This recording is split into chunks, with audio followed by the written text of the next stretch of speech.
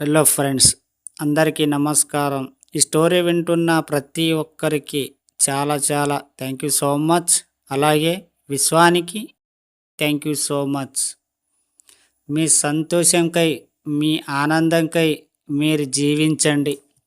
ఈ జీవితం ఆనందమయంగా, ఎలాంటి బాధలు చీకుచింత లేకుండా జీవించడానికి ప్రయత్నించండి. మీ సంతోషాన్ని ఎవరు ఆపలేరు. దానిపై మీకు పూర్తి హక్కు ఉంది.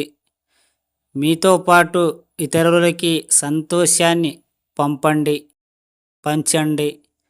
ఏ రోజైనా ఆర్థికంగా చిక్కిపోయినప్పుడు మిమ్మల్ని ఎవరు ఎంతవరకు ఓదార్పారు?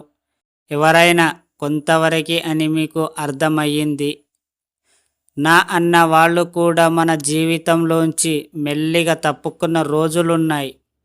ఆర్థికంగా చిక్కిపోవడానికి బలమైన కారణం ఎవరు? ఒక్కసారైనా ప్రశ్న వేసుకున్నారా?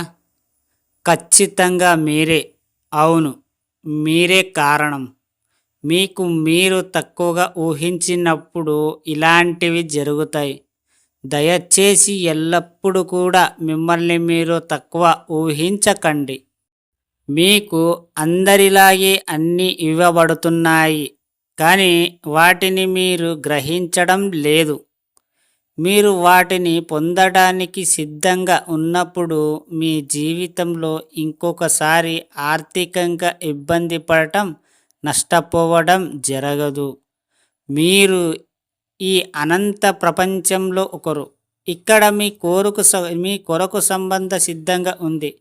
నా దగ్గర లేదు, నాతో ఏమవుతుంది, నేనెంత ఖర్చు పెట్టలేను అనే మాటలు చెప్పకండి. ఇలా చెప్పినంత కాలం మీరేమీ సాధించలేరు. మనం పెద్దలు ఏదైనా వస్తువు అయిపోయిందంటే నిండా ఉంది అని చెప్పేవారు. అలాగే మీరు ఎప్పుడు సంపూర్ణంగా ఉంది అని చెప్పండి. అప్పుడే అన్నీ మీకు సంపూర్ణంగా లభిస్తాయి. అలాగే మీరు ఎప్పుడు కూడా మంచిదే ఆలోచించండి, చెడు ఆలోచించకండి. ఎవరైనా మిమ్మల్ని కానీ డబ్బుల విషయంలో కానీ ఎక్కడైనా చెడుగా మాట్లాడేటప్పుడు అస్సలు వినకండి. అక్కడి నుంచి మీరు జరగండి. అక్కడ ఇంకా కూర్చుంటే ఇంకా నెగటివ్స్ మీ మైండ్లో వస్తూ ఉంటాయి. మీరు ఎక్కడైతే పాజిటివ్ వింటారో మీ మైండ్లో పాజిటివ్గానే ఉంటుంది. ఒక్కసారి మీరు ఆలోచించండి, మీ జీవితం ఎలా ఉంది అనేది. మీ జీవితంలో మీ మైండ్ని ఎలా నడుచుకుంటే అలా ఉంటుంది. ఏదైనా సరే మీరు మీ నెగటివ్ ఉన్న మైండ్ని మీరు పదే పాజిటివ్గా ఆలోచించండి. డబ్బు గురించి ఆలోచించినప్పుడు ఆ డబ్బు ఎలాగైనా వస్తుంది. ఫస్ట్ మీరు ఆలోచించాలి డబ్బు కావాలి అని.